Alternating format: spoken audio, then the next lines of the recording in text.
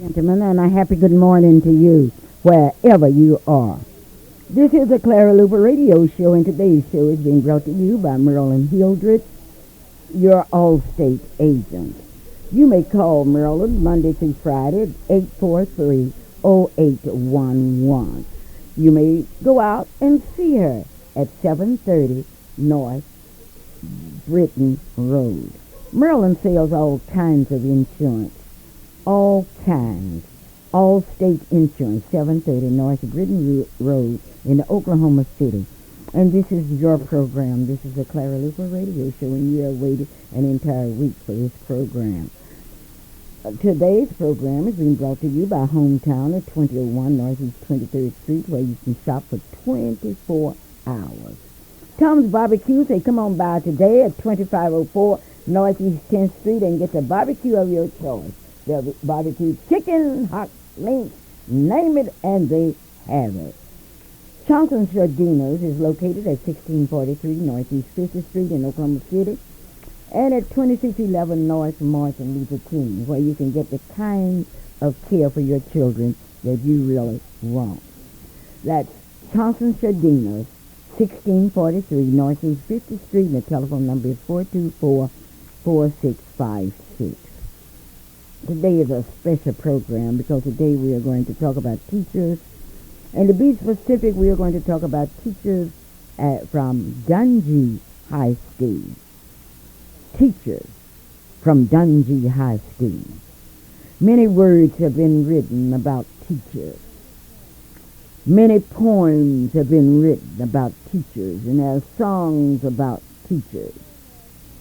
And then there are some that say, my fondest memories are those of teachers. Teachers at Dungy School we are going to salute today. Teachers who are backed up by parents. Call the parents, the Carrs, the Johnsons, the Andersons, the Davises, and on, the Elliots. Teachers, parents, working together. Coleman, Sweet, the teachers, parents, and students working together. Today we have a story to tell you about one of the teachers.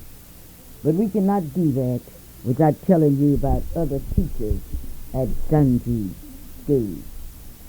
Teachers that young people remember. Call them parents. Call them whatever you want. But we are talking about teachers. And today as we visit Dungy School, let us turn the sleepy pages of history back to Dungy School. Long teachers' meetings. A school with inadequate equipment, but high expectations. A school that was located and often overlooked by those that had the financial means to prepare things, but a school that was rich in dreams and hope. The teachers had a mission to prepare young people for future generations, and teachers that had their eyes on the 21st century.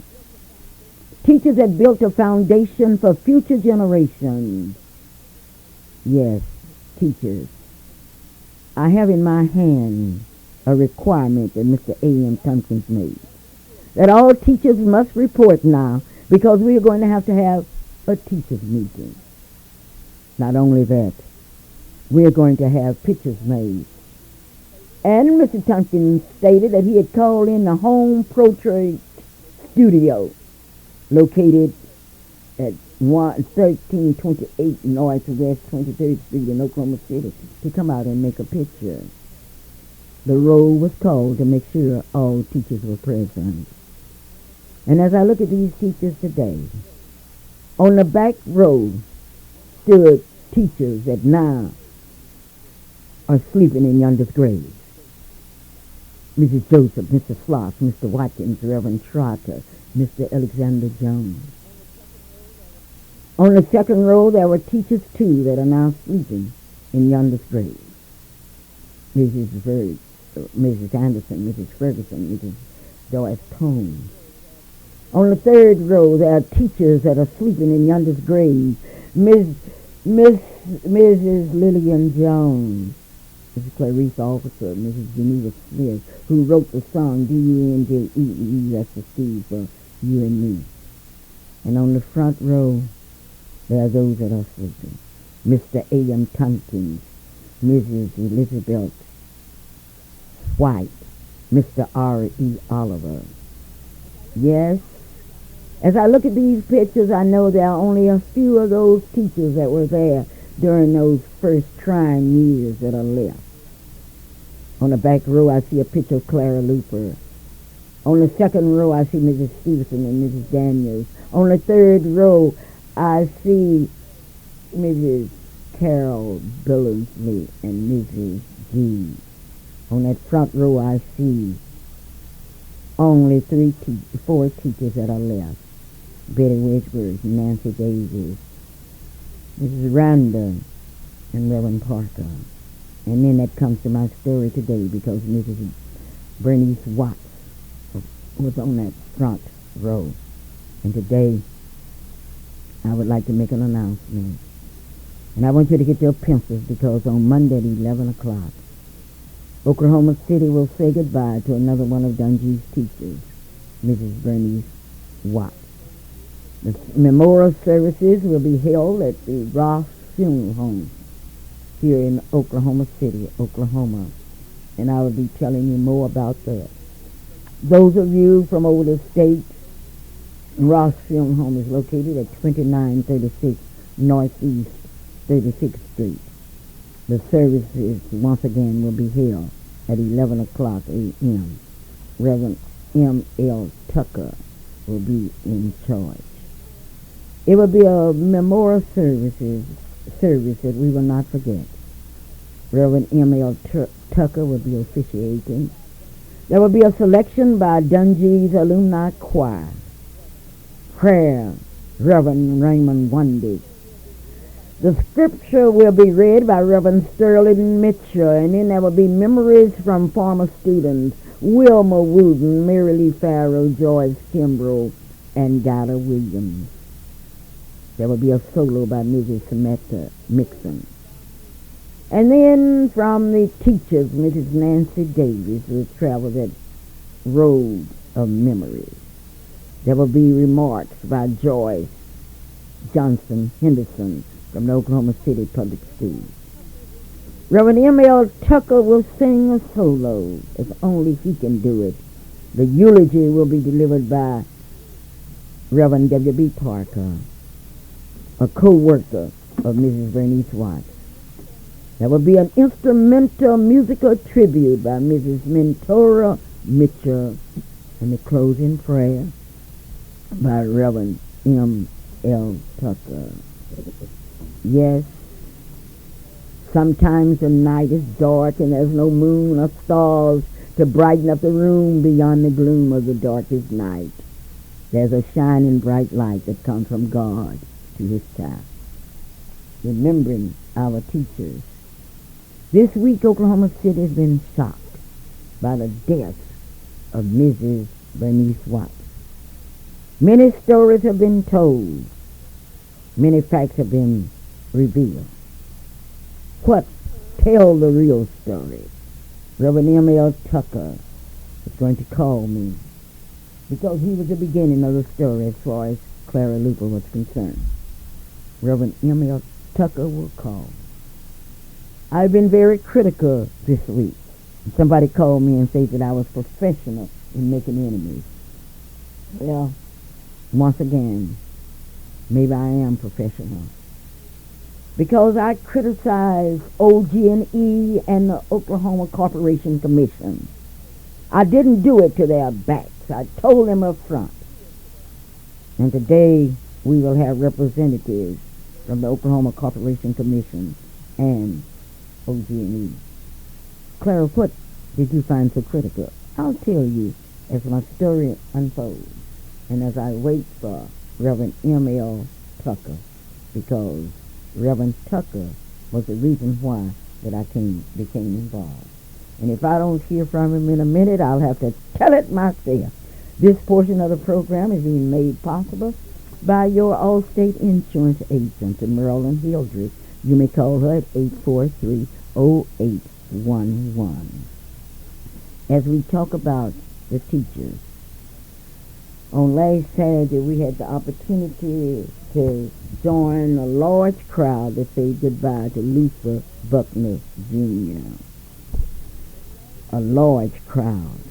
But we also heard from Reverend A. Glenn Woodbury, who gave words of comfort and who warmed our hearts with his style, with his dignity, and with his concern for the feelings of people. And I would like to publicly thank Reverend A. Glenn Woodbury. Now, so many times you ask me, and as I talk about Dungy today, I'm going to have to talk about Lily Hastings Buckner, the loving wife of Luther Buckner. And all of you out in the Dungy era will remember her.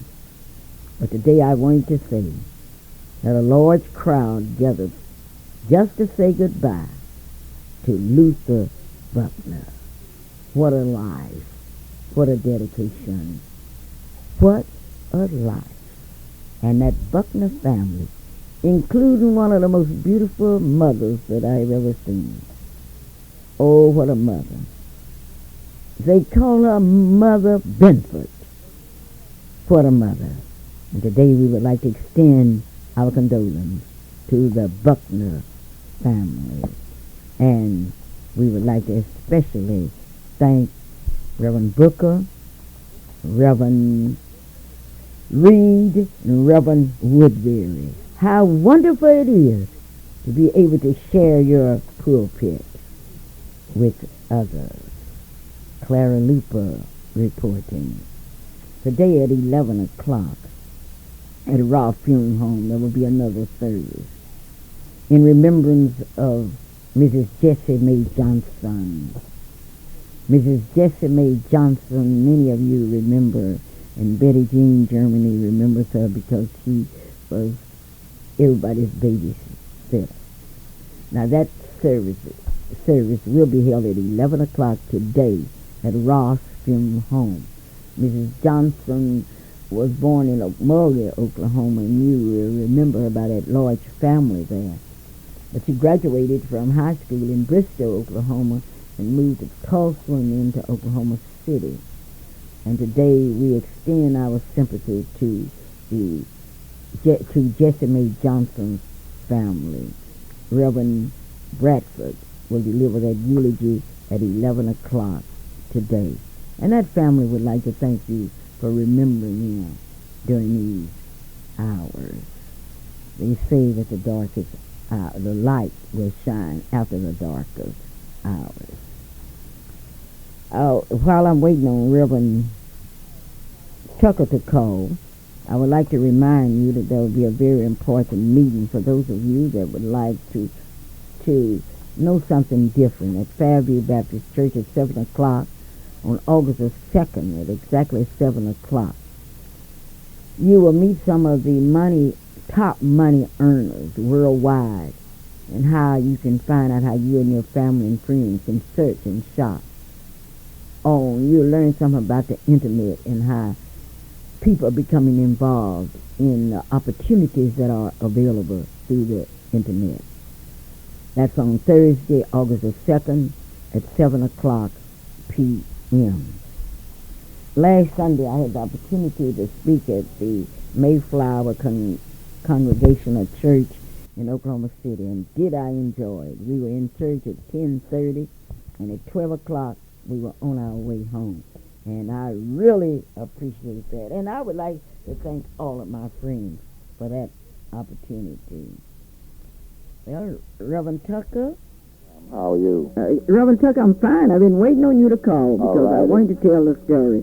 So many people have called and said, Clara, you're always becoming involved in something. How did you become involved in the Mrs. Bernice Watts tragedy? Will you tell them exactly what happened? You bring it up, and then I'll take it away. Okay? we had made steps to try to locate Mrs. Bernice Watts, and due to the way the situation looked, and we had made steps. We had gone seemed like to our limit, and I knew that somebody who knew her had used to work with her, and that was you.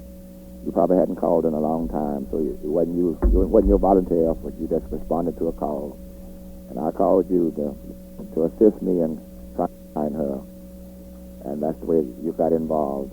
But the Lord always blesses a good neighbor, and we don't have a lot of them, but they come along every once in a while. So you're gonna be criticized if you do, and you're gonna be criticized if you don't. So just keep on doing good. And thank you for responding to the calls. And Okay, Reverend Tucker, you're the pastor of what church? Pilgrim Rest Baptist Church. And you were concerned and you called Clara Luper, Yes, right? ma'am. And after you called me, I called Wilma Wooden, Mary Lee Davis, and I always call her Mary Davis because she's really Mary Farrow. I see. And I called Joyce Kimbrough. And we started working on trying to find the relatives, someone that had talked to Mrs. Watts. Yes, ma'am. And at that time, I said, Reverend, let's call the police department. And Yes, this ma'am. is what we did. And after we called the police department, we went out to Mrs. Watts' home. That's correct. And that's at, 4429. 4429 North East 63rd. 63rd Street. And there were a large number of police cars out there.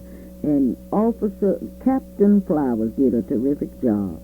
And it was then that we found out that Mrs. Bernice Watts was dead. Yes, ma'am. Okay, now the people have it straight, so you can't say that Clara Luper jumped into it. All right. That's not true. Thank you, Reverend. Keep on doing good. Thank you. God bless you. Okay, well, thank you. Thank you. We have on the telephone now Dave Renfro from OG&E. How are you, Dave? Ms. Luper, it's Paul Renfro. Huh? This is Paul Renfro. How are you? Yes, Paul. I always call you Dave. I don't know why I call you Well, Dave. you remember Dave was the labor commissioner for a long time. Well, you were... How did I know you anyway? I used to be, for years, I worked at the OSBI, and, I think my mother-in-law knew you. You were teachers or something together. We've known each other a long time. Yes, I've But known I've been you. at OG&E now for 10 or 12 years. Well, Paul, I've been very critical of OG&E, and let me state my criticism first. Okay, that's fair. Okay, Mrs. Watts has been one of your customers for years. Mm-hmm. And I'm talking about for years, 30 or 40 years. Right. And then her lights were cut off, and she died because of the extreme heat. They call it what? What do you call it when you die from heat? Oh, I don't know. I know what you're talking about. There's Okay. a term for it, but I don't know what it is. Okay, now, my criticism of OG&E was the fact that OG&E, who had put a sign on the door, did not follow it up. Okay, now wait a minute. No, Let me finish this. Go ahead. Let me finish, Paul. Sure. Okay, now, so suppose for a minute that you had a customer for 30 years that had paid their light bill, and all it was they owed $280, and the lights were cut off without any further investigation. I want you to explain that to me. Well, let me explain our process, and then we can talk about maybe how things could get better.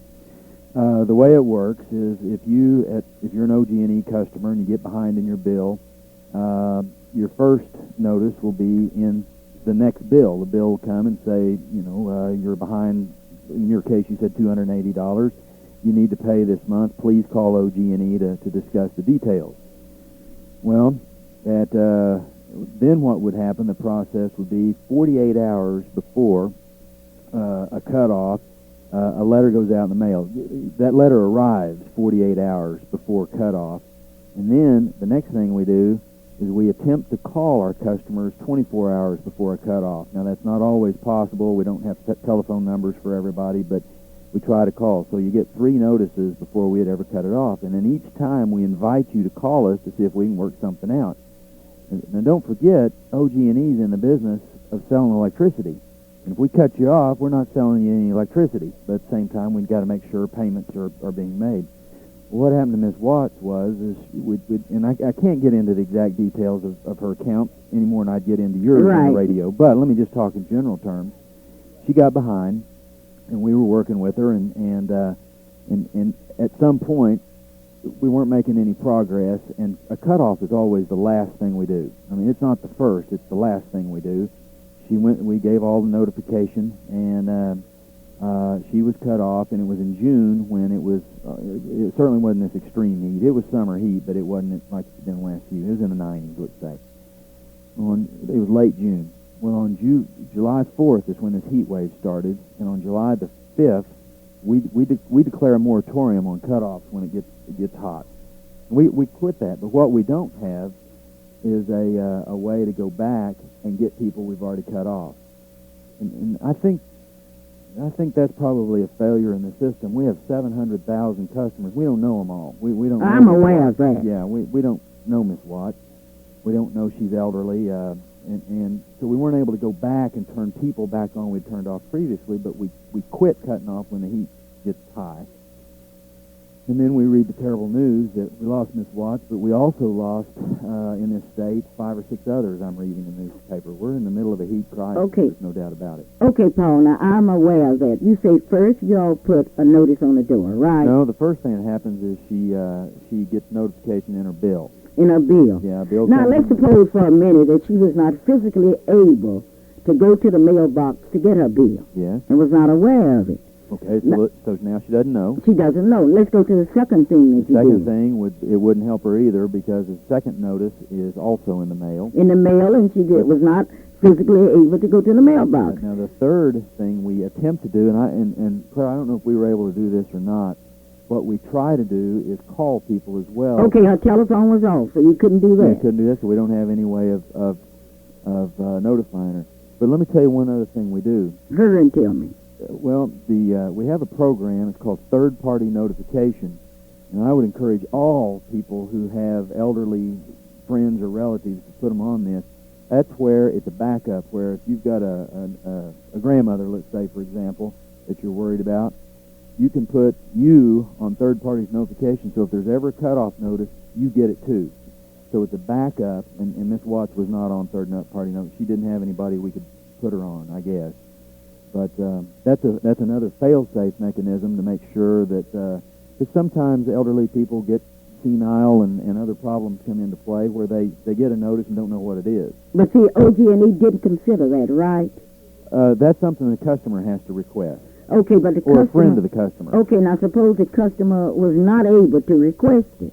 Yeah, that's where, I guess the system breaks down. Okay, now I think, and I want to say it to your face, no, and that's you won't fair. say that you heard it from somebody else. Okay. I think that after there was no notification, no proof that Mrs. Watts got the message, wouldn't it have been easy for somebody from OG&E to have called the police? Or do you have public relations people or consumer people or somebody? Sure. I'm not sure I follow. What did you say? I am saying the that final since there cutoff? was, before the final cutoff of Mrs. Bernice Watts' electricity, wouldn't it have been possible for someone from OG&E to notify the police department that something must be wrong? Well, we don't know that, though. Let me tell you why. Okay. Is, again, we don't know Miss Watts. Okay, I know that. And also remember, we're a company that serves over 700,000 1.5 million people. Okay. And I don't know how many we cut off on a weekly basis, but we probably issue hundreds of cutoffs, and they're not all situations like Miss Watts. I don't know what the answer would have been there. I think this is an unusual situation, but I don't want to ever lose the fact that we lost Miss Watts in all of this. You can't lose that because that's before us. Yeah, this is a tragedy, and I don't want to lose sight of that. But I think this is a system where this lady had very unique circumstances, and she just, people didn't know. All right. But Claire, there's one other thing that we ask ourselves over here is that a lot of people, I think OG&E is just 3 letters, but we're a company made up of people, and I can tell you firsthand that we heard about this, and the people in the hallways here in the company were upset about this. We've asked ourselves, how do these things, gone back and looked at our own policies, but some of the questions we're asking ourselves is, where were the neighbors on this? Didn't they notice the yard getting up? Where was the post office in this? Surely they noticed that the mailbox was full of letters. Where were her friends and family? Apparently she went 6 weeks without being heard from. we're a part of this community, and as a part of the community, we're a part of this. But I think we can all look at all of us in this situation. This is a sad deal. Well, certainly we can look at all of it, Yeah. all of us, and we will accept our responsibilities. But I am also saying that OG&E should have a different kind of policy. You should have someone that's concerned about our senior citizens and those that are disabled. Now, what I really want to know, what happens next as far as OG&E is concerned? Well, when things like this happen, we always, conduct an investigation is too strong a word, but we always look at these things and see where could we have done something better, where can we learn from this. And I tell you, one of the things we've been talking about the last couple of days, we see a program in Tulsa, Oklahoma where, and I don't know if this would have helped Ms. Watts or not, but there's a need here that when these heat waves hit that go on for days and days, a lot of our people, especially senior citizens, they don't have air conditioning. It's not a point of whether they have electricity or not. They don't have air conditioning. They're sitting in a hot house, and they don't have anywhere to go. The city of Tulsa declares heat emergencies, and the whole city comes together. Shelters are opened up. The bus systems offer free transportation to those shelters. The utilities are involved. The community's involved in getting people out of the heat during the heat of the day. We're looking right now, is there something we can do along those lines? But, Okay. But we try to learn from these. Okay, when you say you're looking, what do you mean? Well, we, as of yesterday, started calling the social service agencies in the community to see if they would be, do they have a shelter that they could open up, and would they be willing to do so? So we're making the calls now. Okay, with the high cost of electricity, Yes. and I'm not discussing the cost, senior citizen could get an electric bill and go into a state of shock. Well, two things I'd recommend for all, really for all senior citizens, but probably a lot of customers, is we have it's an average bill plan.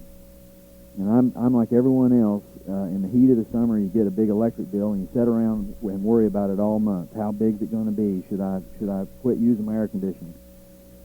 The way to avoid that is get on an average bill plan. And the way you do that, or what happens there, is your bill is averaged, and it's more or less within a few dollars every month the same. And it takes the surprise out and allows you to budget. That's one thing. The second thing that's very, very important, especially for senior citizens, is this third-party notification plan, where someone decides the customer gets a cutoff notice. The customer would get the cutoff notice if they fall behind, but a son or a daughter would get it as well. And that way, they don't ever fall through the cracks. Somebody knows what's happening to them. So that's just another safety net. Okay, you have another safety net. We know nothing you can do now can help Mrs. Watts. No. But we are concerned with thousands of other citizens, Yeah. senior citizens, or those that are physically or mentally disabled to do anything about it. When we're in these heat waves, and we do this every summer, every opportunity we have, and we have a lot of them, to talk to the media, we try to put the word out as much as we can for everyone. Check on your neighbors, check on your friends, check on your relatives. My parents are older now, and I've called them at least once a day during all this to make sure they're okay. I would recommend people do that. This is a serious situation. In 1998, this state, you remember the heat wave of 98, I think it's the worst on record, at least in recent decades. There were 20-plus deaths in the state of Oklahoma as a result. And it wasn't because people's power had been cut off. It was how hot it was. And in almost every case, it was a senior citizen sitting in a very hot house, afraid to run the air conditioner or didn't have air conditioning. It's a time to be checking on our neighbors. Paula, do you have a way of identifying your senior citizens? You know, Clara, I understand, and I should have looked into this before I called this morning, but I understand that there is a senior citizen code that we can enter into your account to let us know that you're a senior citizen. I'm not sure how that works, and I should have. Well, when will you be sure? Well, it's just me personally. The company has this plan. I just I know. Okay, yeah, okay. Just me personally. I don't know the details. Well, we should be notified of that code. That's a good idea, and that maybe we can put the word out on how to get people coded as senior citizens. Okay, now let me ask you this. She owed $280. Yes. And I would like to say to you, and I'm saying it to OG&E right to your face, and somebody said, Clara, they're going to cut your lights off. Well, if they cut my lights off, Well, I'll just be in the dark because I know how to light my candles. But one thing that I want to say to you, Paul Renfrew, I appreciate your calling this You're morning. very welcome. And I appreciate your explaining your policies. But I also call upon you to notify us. Notify us. Find some way to notify the senior citizens, those that are disabled, whether it's physical or mentally, in order that this will never happen to anyone else. We will.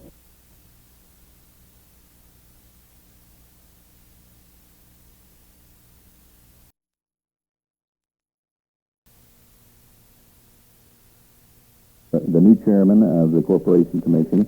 And at least a 2-year time, knowing what takes place at Clara. And we're pleased to have her.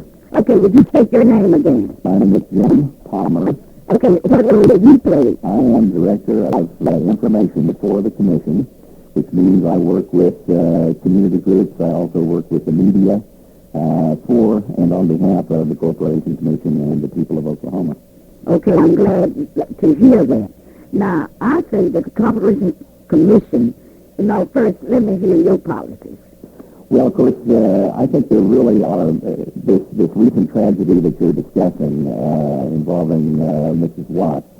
It's just that it is definitely a tragedy, and it deserves the open and public discussion that you've been giving it. And I think that we all need to think in terms of what we can do for folks who are either less fortunate or who are elderly and can't, for one reason or another, help themselves in all these cases. And I think that what you're doing is a great public service. The commission is very interested in not only what you're doing, but what we can do as a community, as a city, as a state, in its entirety, to try and resolve some of these issues.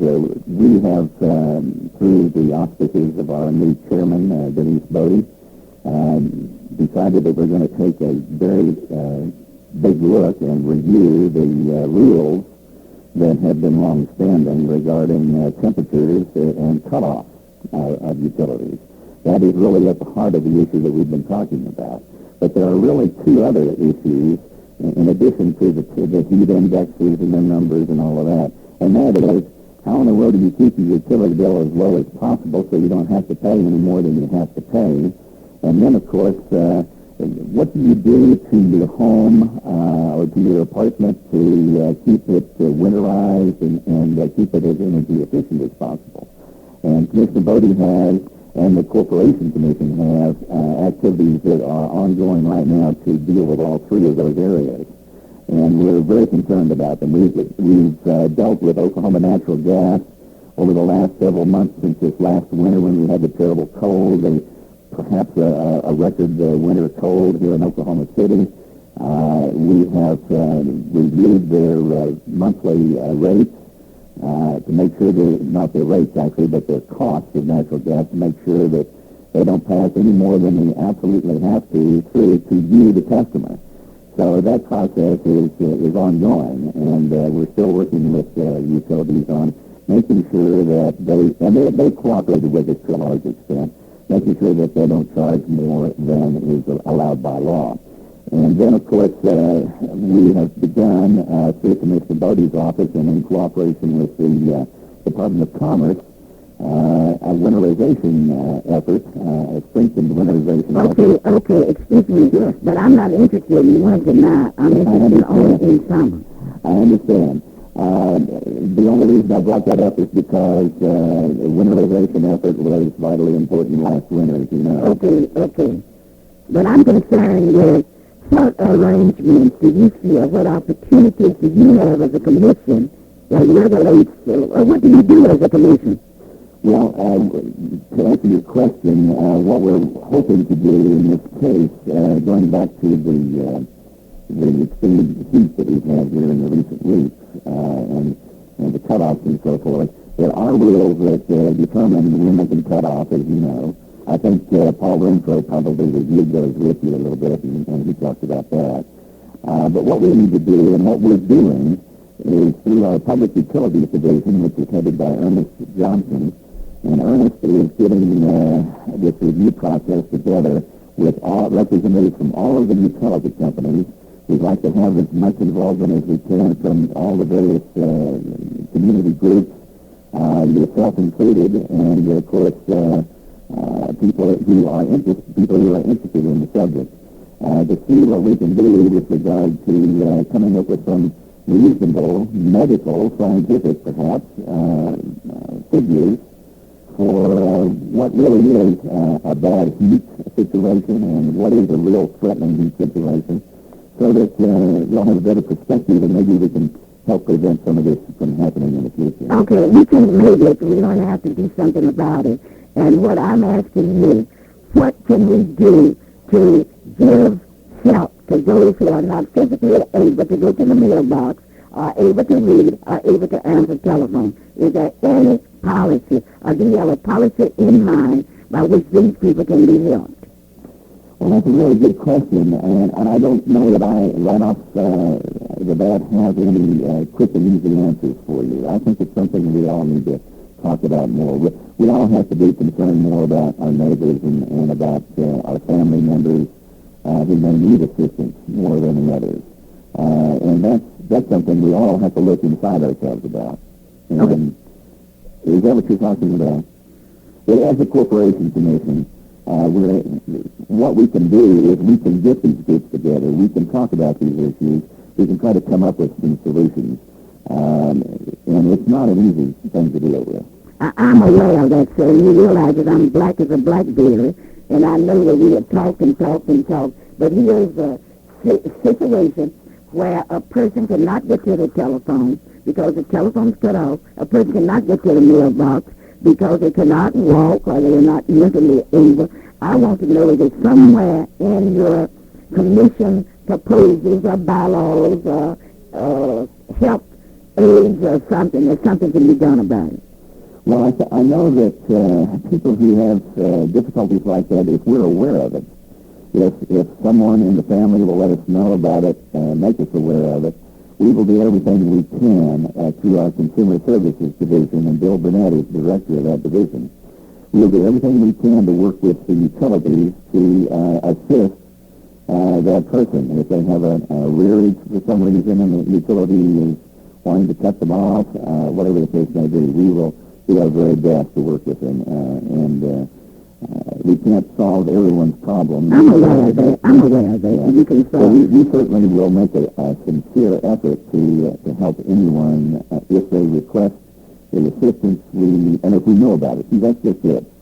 We don't always know about But it. I am saying, what's wrong with if a situation develops, just like it did in the Watts situation, is there some way that someone could notify the Oklahoma City Police Department and all the police departments in any city where they could investigate? Well, that's an interesting point. I hadn't thought of that personally, but that might be something worth following up on.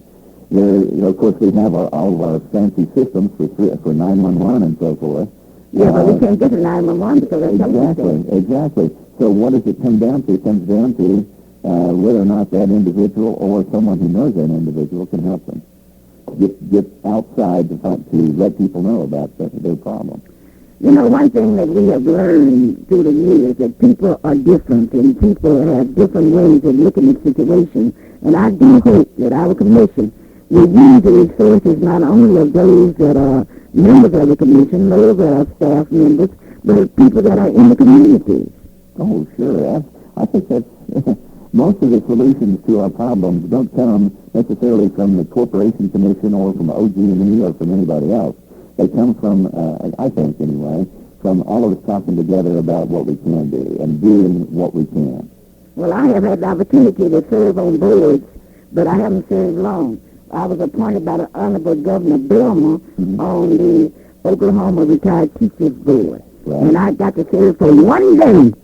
And that was a big service. I asked some questions that maybe I shouldn't have answered. And when I knew anything, I was getting a certified letter saying that I had been fired. I haven't served on the board since. And I used to be on the Human Rights Commission of Oklahoma City. Cecil Williams and I served together. We had some questions and we got fired. In fact, the commission they did away with it. But anyway, I am saying, and I do hope that out of this will come some help from other people. Well, I hope so too, and it's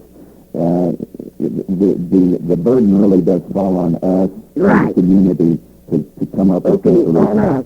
The board, I think it calls the Corporation Commission, OG&E, and the other community people. I agree with you, and I thought there was one idea that apparently was used in Tulsa, which might be a good one, and that Paul was talking about the heat emergency. Yes. Actions, that might be something we'd want to look at here too. Well, we can look at everything that we can, anything that we can do, we'd be happy to help you do something about. And I want you to understand that I'm angry, okay? Absolutely. Do you have that understanding? You're not the only one. So when people call you and say, well, Clara Luper say, all I want you to say, she told me to my face, because I'm from Huffman, Oklahoma.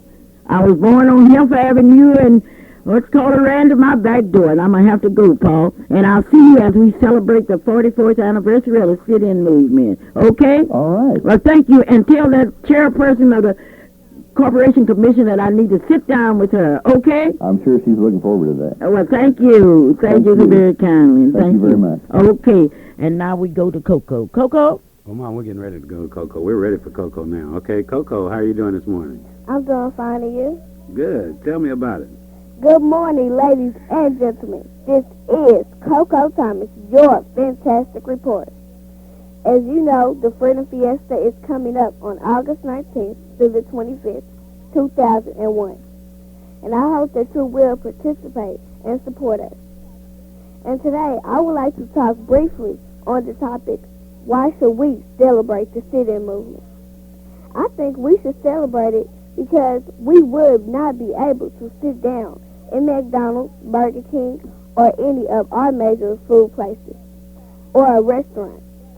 So I think that we should be grateful for that, and that I would like to thank all of the people who made it possible for me and you. Also, please do not forget our NAACP Youth Council meetings every Monday night at 7 o'clock. This is Coco Thomas, your fantastic reporter. Go, Coco. Go, Coco. Way to go. Calvin, we better go over this program Mom, for let the me say good Freedom morning Fiesta to you week. first. Good morning, Calvin. Good, man. Okay, let's go over Taught me the always Sunday. be courteous. Yes, I tried. On Sunday, it will be Doc Williams Day, August the 19th, and that service will be held at the Evangelistic Baptist Church of Christ, located on 30th and Martin Luther King. The speaker will be the Honorable Dr. F.D. Who, Calvin? It's Dr. F.D. Rosenbarrow will be the speaker on Sunday, August the 19th, and Monday, August the 20th, Wait, we have Mr. Johnny Walker Green's is Day. coordinating that, right? Right. But then on Monday, Rosetta Coleman is coordinating. That's Johnny Green's Day. On Tuesday, it's Cecil L. Williams Day. This is being coordinated by Leola Ford and Wilma Ray. Voters registration, okay. And a salad-a-rama, as we call it. On Wednesday, it's President's Day, and this is coordinated by the NAACP Youth Council President John A. Pettis Jr. And they are having a musical out to Reverend Dallas's church, okay. And then at on 7. Thursday, August the 23rd, is Sit-Inners Day. Now, that's coordinated by Gloria Matthews. And Mrs. Matthews is working with the sit-inners, and that's going to be quite a day. And she has a Thursday, sale August that's the out of 23rd. sight. We'll Right. tell you about that later. Friday, August the 24th, Nancy Davis, Letty Ruth Hunter, and Lillian Oliver Day. And that is coordinated by none other than Nancy Davis, the first black woman to attend Oklahoma State University. Letty Ruth Hunter, one of our outstanding teachers, not only in the Oklahoma City public school system, but in the Lawton public school system. Then Saturday. Mom, you brag on that day. You It's tell us Clara about it. Luper's Day. Clara Luper's name signifies and mean all of those that participated in the sit-in. Miss Now, who's Maxine coordinating? Stale. Okay. Coordinated by Maxine Stale, Burley Nero, and Rodell Hornbeak. Now, those of you that want to get on that Clara Luper team, you can get on any team, and I'm not prejudiced.